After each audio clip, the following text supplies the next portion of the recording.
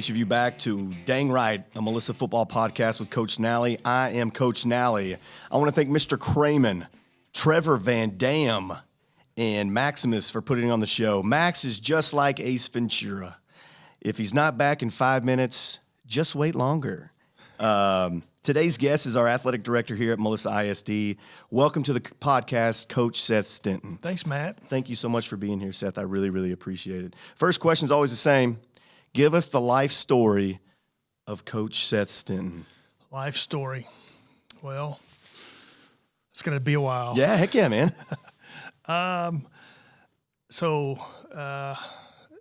Life story. I was born in Fort Worth, Texas in 1975. That's a long time ago. Yeah, I'm old.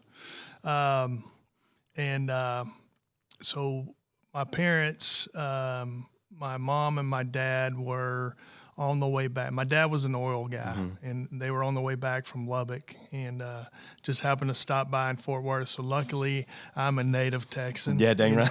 But my mom, they lived in Shreveport, Louisiana at the time, and so on the way home, I'm born. I lived in Shreveport probably till I was 5. In the time there, when I was 3, my real dad passed away. So my mom raised me and my older brother and sister, my younger brother, all together. So it was 4 of us. And so the guy I called my dad married my mother in 79-ish, somewhere in there, and married my mom, had 4 kids, not his own. So what a brave guy, right? To Awesome do something guy. like that. Yeah. And so we moved to Plano, Texas in I guess I was in the 1st grade, so maybe in 1981-ish, somewhere there, the summer. And I went to 1st grade in Plano, Texas, Memorial Elementary School in Plano. I don't even know where it is, but I just remember, I remember we lived on Charter Oaks, which is crazy that I can remember that. 3001 Charter Oaks, I think, was our address. And then the next year we moved to Allen. I lived there in after the 4th grade. In the 5th grade, we moved to Van Alstyne. That's where I graduated high school from. I met my wife in high school. Yeah. We were high school sweethearts, just like you and Julie. Yeah. And so we dated for a long time. I graduated high school in 1993. I went to SMU and played football there. And we got married in 2000. And I was coaching in Van Alstyne, went back, and really after I graduated college, I didn't really know what I was going to do. And so one of my baseball coaches was like, "Hey, you ever thought about coaching?" And I was like, "Well, I mean, I kind of like sports, I like being around people." And so I was like, "Yeah, sure." And so I actually interviewed for a job in Hillsboro, Texas, and I got offered the job. It was the craziest thing. I've never been on an interview in my whole life. And I'm sitting around this table, and there's like 8 people just, popping random questions off to me. And anyway, I get the job in Hillsboro, and in the meantime, Ronnie Williams who was the head football coach in Van Alstyne at the time, called me and goes, "Hey, we have a job in Van Alstyne if you want it." So I was like, "Yeah, heck yeah, I love that." Because I'm going to Hillsboro, I'm having to move. It's not far, but it's 2 hours from home, and I'm gonna live in a trailer with another guy. And I'm like, this is just, I never met the guy before, so I was, I don't know. So so this was like right around July. So I had to call Brian Irwin. He was the head coach then at Hillsboro, and just like, "Hey, Coach Irwin," and he was one of our graduate assistants at SMU, so he knew me, So I was like, "Hey, Coach, I just want to let you know, like, I got a job offer at my hometown. I can live at home. I could save some money. I'm going to take that job." And he's like, "Well, I understand." He was pretty mad, but I get it now. Like, looking at it, like, I understand, like, being in my role, how difficult it is to hire somebody in July, you know? And so I was like, "Hey, I'm going to take that job." So I did. I worked in Van Alstyne for 6 years, moved to, my wife and I got married in 2000. So this was in 1998. I started my job there, and then we got married in 2000, and we lived in a little bitty 1,200 square foot house. Yeah, dang right. It was the coolest house Yeah. ever, Matt. cool, man. It was a neat wood floors. It had those, Dearborn heaters everywhere. Yeah. It would get really cold in the winter, but we could lock our bedroom door because it kind of, was separate from the whole house. We could lock that door and turn the heater on. It would get nice and warm in there, but the rest of the house was freezing cold. So when we go take a shower in the bathroom, it was like freezing cold. So we lived there for a few years, and what was the neatest thing about that house is the rent was $500 a month. Oh man. Yeah, right. Yeah, $500 a month, and so we lived in that house for I think 4 years, and then we had our daughter Allie. We had Allie, our oldest daughter, and we moved into a house. We bought a house in Georgetown, just in Van Alstyne at the little neighborhood there, and went from paying $500 to $1,200 a month. And it was like, that's hard to do. It's hard to do, So it was like, all right, well, I got to get a new job. And so we did that for a little while. And then she was born when we were in that little house, and those heaters, I just was like, we got to do something different. So we moved into that house, and then I got a job at Allen because it paid like $9,000 more a year. Heck yeah. And so I went to work in Allen for 2 years, actually a year and a half. And halfway through my second year, I got a job offer at Frisco Liberty to help open that school. So after spring break, my second year in Allen, I went over to Frisco Liberty and worked there. And it was great, man. Yeah. Joe McBride. First of all, I learned so much football. I didn't know anything when I first started coaching. I knew zero. Absolutely, hey, do you want to coach? Sure. Heck yeah, this is easy. Nah, coaching's not easy. Right. It's not easy. So, in Van Alstyne, I learned a lot from Ronnie. And then when I left Van Alstyne and I went to Allen, Tom Westerberg was there, and it was like it opened up my eyes going from a little bitty tiny school to the biggest school in the state of Texas. Right. It really opened my eyes of how development happens. How we did football all the time. Right. I mean, it was all the time. There was nothing. I was a track coach too. I coached the shot and discus throwers there, and it was the best. That was awesome. But we did football, and so I left, and when I went to Frisco Liberty, that's when I really started paying attention and really started going, okay, they coached us the defense. They coached us in the offense. They coached us basically how to coach and how to be a better coach. Right. And I learned so much about being a coach from Joe McBride and that staff. It was just an unbelievable. And when Ronnie called me again to come to Melissa, I was like, oh man, this is man, I really love it at Frisco. I mean, I was in love with that place because of the staff that we had. There's some of my best friends are not there anymore, but the people that I met there and coached with are some of my best friends, and we talk all the time about stuff, just about life. And so I went and talked to Joe when Ronnie called me, and I said, hey, I have an opportunity.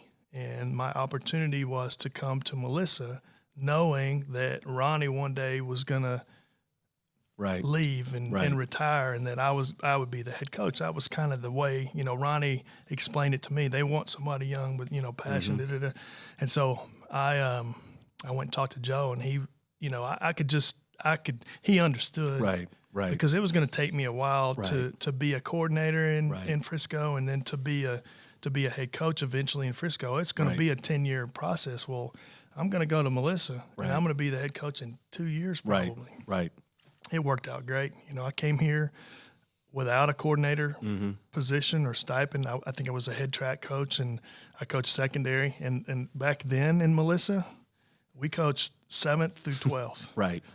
And when I first got to Melissa, it was the craziest thing. We were all 7 through 12 in the middle school currently, where the middle school is currently. Right. Yeah, it was nuts, man. It was, and I've been at 2 really big schools, so coming back to a small school, it's like, well, that felt pretty good. It was pretty neat. And so I was the position coach for 2 years, and then Ronnie set us all in the office and said, hey, you're gonna do it. You're gonna be the head coach. And that was a God thing. I had to put a lot of faith into leaving a place I really love to come here. And, this is my 18th year in Melissa, and it was the right decision. Right, absolutely. It was the right decision looking back on it. So. Absolutely. I mean, it was. I mean, you've done some great things here, and you need to be proud of those things. But you know, you're kind of a cornerstone of the community now. So obviously, I think it's a greatest decision that you could have made. Let me ask you this, man, because you know a lot of people don't understand what it means to be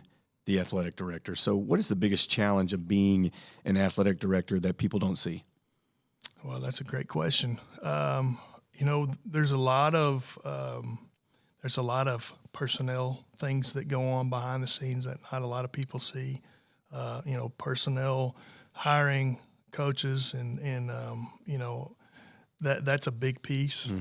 Also, the budget is a big piece. You know, right now we're building things like crazy here. Right. You know, I mean, we're building the stadium. There's in the championship center.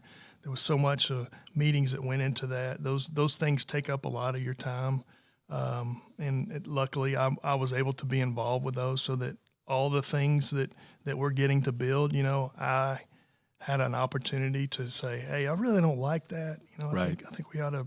What if we move this over here? This would be a lot different. What if we added this or did these things? And so there's a lot of that. The budget is probably, you know, as we continue to grow, the way we're funded, because we're such a fast growth district, allows us to have a very nice budget. But there's so many kids, you know, that we have to make sure we try to take care of all those kids. And so that's another piece of it that not a lot of people understand. You know, just the process of meeting with parents, you know, that takes some time.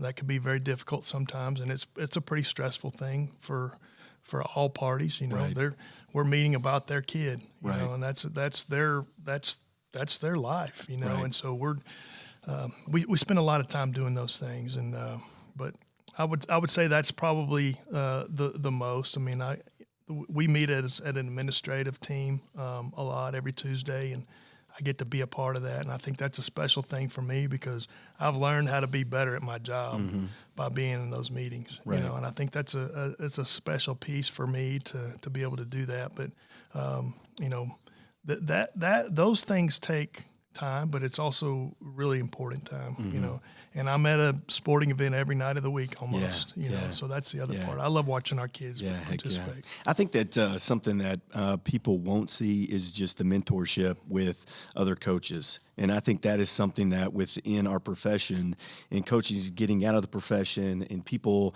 you know, will have really good young coaches that'll come in, they'll stay in 2 or 3 years, and then they'll get out for whatever the circumstance might be. So I think it's the mentorship thing that a lot of people don't see, and I very much so appreciate you for that. What is the craziest or most ridiculous excuse you've ever heard from a player or a coach about a situation or event within a sport, Coach? I'm glad you asked this question. I've been there's something that happened to me pretty early in my career. I'm coaching baseball. I love baseball. Yeah. And so, you know, baseball takes a lot of time. Yeah, There's so many things that you can work on in baseball. Swing, you know, how to throw, pitch, all the things that I don't even know about that I know our coaches know way more than me now. So we're coaching a baseball game, and I'm the first base coach, assistant coach on the first base side. And so our coach at third signals bunt. So this kid lays down a perfect bunt. He's running down to first. Well, he gets thrown out at first. And he runs by me, and he's like, "We don't ever practice that." And I kind of was like, "What?" Looking at him like, "What are you talking about? You know, we practice bunting all the time. We don't ever practice running to first base." And I was like, "Oh, okay. Oh my God!" Yeah, it was one of our best athletes too." And I was like, "Oh, well, I guess we're gonna practice running to first base." So I would say that's probably the funniest, most ridiculous thing I've ever heard. Mine, coaches, you talk about, you know, coaching 7th grade up. I was at a small school in Cayuga. And we had a player, his name was Caleb Somerville, and he's recently passed away. But he he was in the middle of a team setting, and he's in the 8th grade, and just started screaming and yelling at the top of his lungs. So I'm running out there. "What's going on, buddy? What's going on?" He said, "Stop the play. Stop the play. I got sweat in my eyes. Stop the play. So that's probably mine. So, wear a headband. Man, who is the best athlete you've ever seen in person at the high school level? So I was at a track meet. I can't remember what year, but Adrian Peterson was at this track meet, and he comes walking up. I'm in the stands watching, and he comes walking up from the bottom, and he takes his I think back in the day, where you wear singlets or whatever. Right. So he takes his singlet off and puts it down, and I was like, that is probably the fastest guy besides the Matthew Bolding. That was, but Adrian Peterson was very well put together and probably the best athlete that I've seen run at a track meet. So that was something I'll never forget. I saw him coach. I'm a young coach, but I went and watched them play in a playoff game.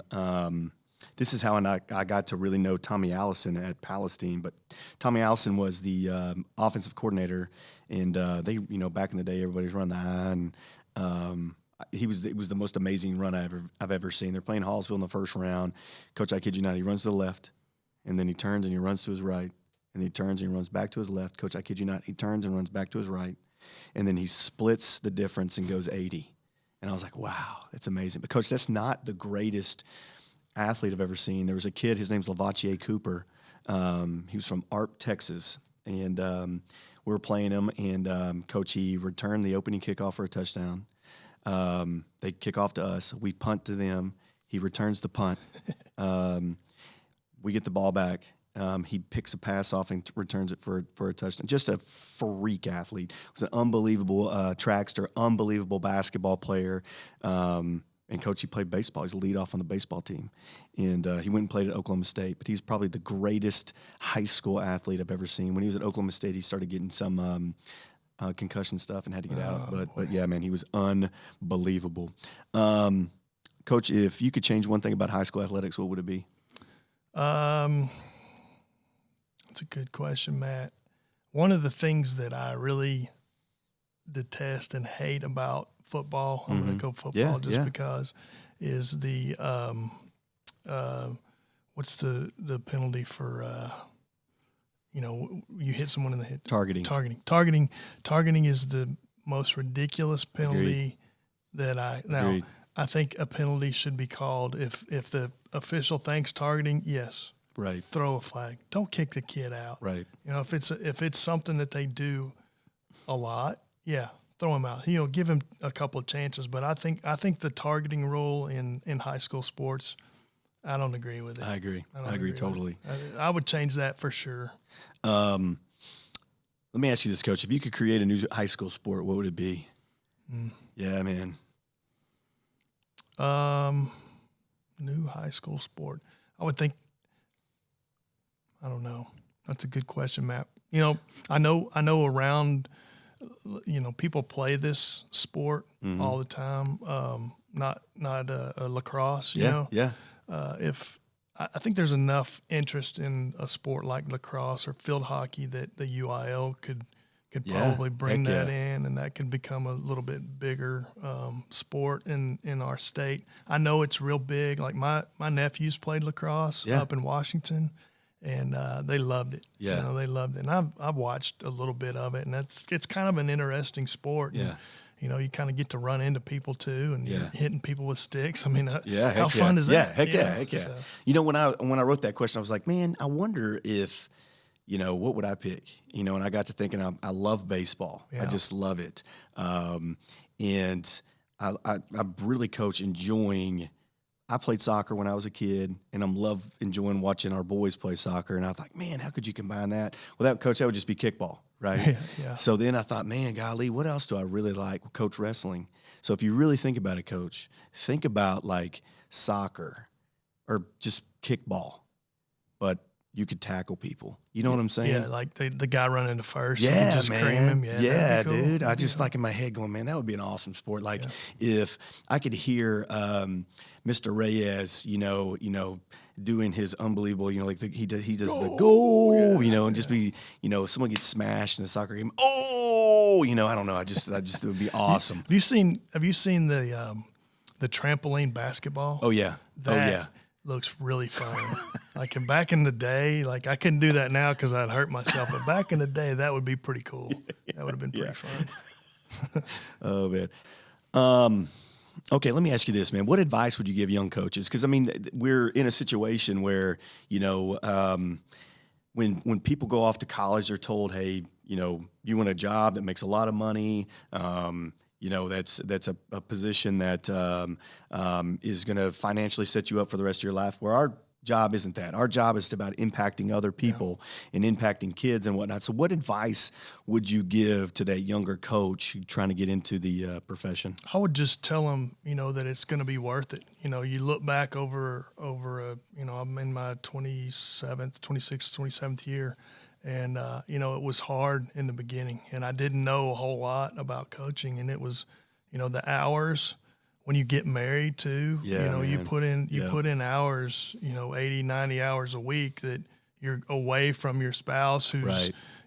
I got lucky because I got a great coach's wife who loves sports, and she comes to everything, and she watches football on the weekends when I'm at work, but I would just say it's worth it, and the impact, I went last night, I went to coaches outreach banquet, and, just the impact that we make on young people is so big and so large, and we're molding young people into hopefully better human beings, and I think that's a big piece of what we do, and I would say that it's going to take some time, and you need to know that you have to put in some time, and there's goals that all of us want to achieve, and I think that's something that a lot of young people want things immediately, and they think, hey, I'm going to be a coordinator after my first year, and it shouldn't work that way. Right. It shouldn't work that way because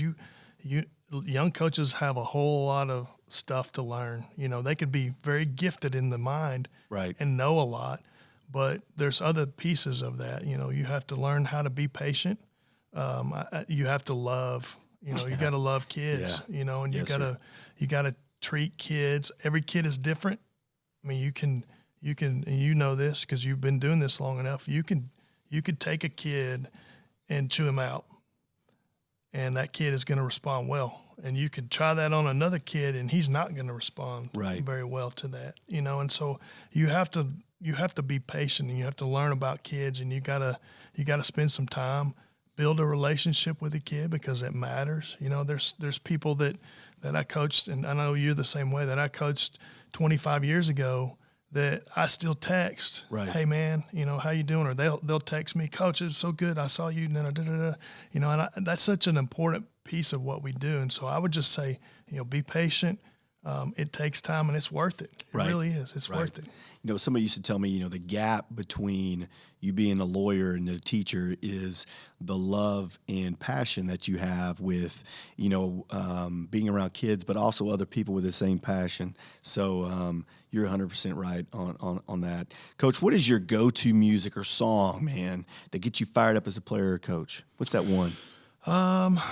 Anything Metallica. Dang right. Anything Metallica. Dang right. I see Trevor down there. Trevor's like, Metallica. Guns and Roses. Anything gun. I'm an old school 90s rock. Anything 90s rock. I've been listening to old school country too. I know you talked about that earlier, but to fire me up, man, if some Metallica comes on, Welcome to the Jungle comes on, it's time to go. Dang right, I love it. I love it. Well, Coach, do you have did you have one as a player or a coach, like a, pregame superstition that you did or whatever the case may be? Yeah, a little bit. When I was the head coach, I wore the same underwear every Friday. Yeah, dang right, dude. I don't know if it didn't really matter. You washed them. Did you wash them or no? Oh yeah. That's gross. I didn't roll dirty. No, they were clean every time. Right, luckily, my wife was cleaning my clothes, so she wouldn't let me roll dirty. Man, I don't really have a pregame superstition or whatnot. And music-wise, Coach, I know this is going to sound weird, man, but I really like to listen to golly, I'm going to get made fun of, and it's okay, but I like listening to Beethoven and Mozart. I don't know why, but it I guess, calms me down a little bit. Yeah. You know what I'm saying? Yeah. So, because you know how it is. Yeah, sometimes, in that head coaching role, you got to have a clear mind. Oh, man. And if it's rage against the machine, it's like it's time. Right. It's go time. Right. It's I get that. When I was your OC, I guess this is a superstition, but every Friday I would get off of work around lunch or 1, and I would go to Subway and get a Subway sandwich, and I would listen to Hank Williams Jr. The whole time. And while I was finishing up my play card, I guess that's maybe my superstition, or was, and whatnot. Coach, let me ask you one more question, man. How do you handle adversity in the ever-changing landscape of the world that we live in? Man, I think, I think a couple of things. Something that hit me a little bit yesterday, but I've always been able to do this, is I just kind of get quiet. Mm-hmm. I get quiet and I think about how I'm going to handle certain situations. And then really the main piece of that is I pray, and I'm like, Lord, I don't know what I'm supposed to say right now or how this is supposed to come out or the outcome of this situation or whatever the case it may be, the changing, whatever. I don't know what the end is, but, just help me to have some discernment and some wisdom in this situation that I'm having to handle, and give me the right words to say and give me the strength to get through it, you know, and those are, I don't know how you can go through the world and not have some quiet time and some prayer time in today's world. So absolutely. that's 100% agree with you, man. I think that, as we get older too, I went through waves of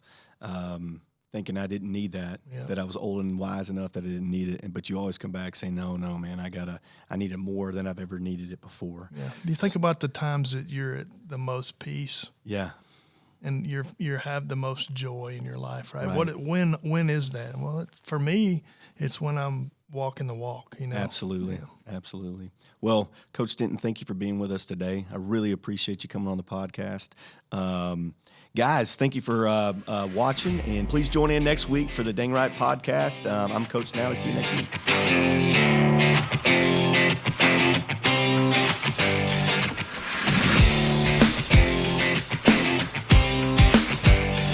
week.